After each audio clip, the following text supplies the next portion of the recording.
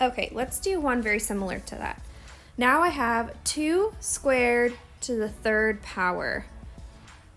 So I'm going to take the 2, square it, and then multiply the exponent 2 to 3.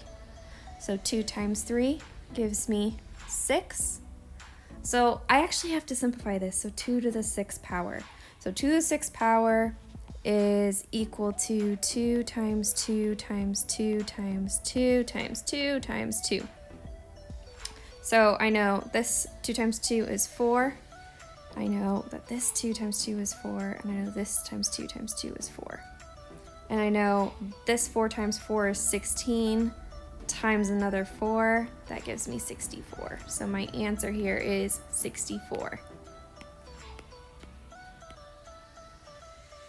Now it's your turn to try it.